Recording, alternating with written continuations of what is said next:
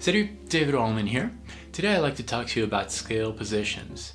You know, on the guitar, if you take a scale and you map out on your guitar fretboard that scale, you're going to have a lot of different notes to play. You can play the same exact note on different strings, different frets. You're going to have a huge fretboard, very difficult to memorize. In order to memorize your new scale system, we divide our fretboard into sections. Positions. That means that no matter which position you're playing in, you're still playing in the same scale. And it's not the note you're starting from that determines that key, but rather it's the attraction that the backing track or the chord has with the notes you're playing. That being said, there are a lot of different ways to divide your fretboard. The caged system, for example, organizes these positions in a way that these positions look like chord shapes. C, A, G, E, D. Caged. There's also the 3-note per string system. I was asked recently which system is the best. The caged system, 3-note per string system, the jazzy kind of positions. You have to remember the ultimate goal.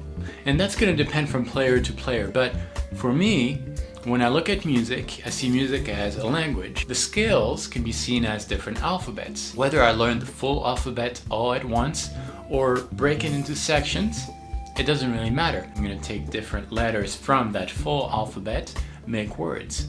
When I'm talking to you, I'm not consciously thinking about how my words are spelled out. I think and then I say. The process is almost automatic. And that's what you should be able to do in the end. At first, you're going to learn a position. You really want to be able to use these positions to create words, licks, express ideas with pitches and rhythm. To get to that point faster, you need two things.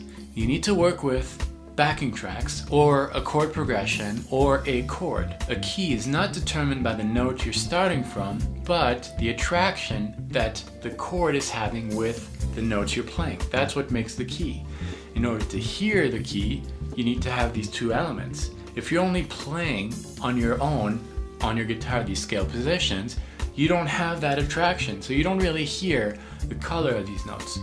So that's the first point. The second point is, when you're working on a new system, a new position over a backing track, do it very slowly and try to anticipate, imagine the sound of the note that you're about to play. If you get in the habit of doing that, after a while, this is going to be automatic and you will associate sounds, the sounds in your head, with muscle movements. To answer your question, it doesn't matter whether you use the caged system position or the 3-note per string position.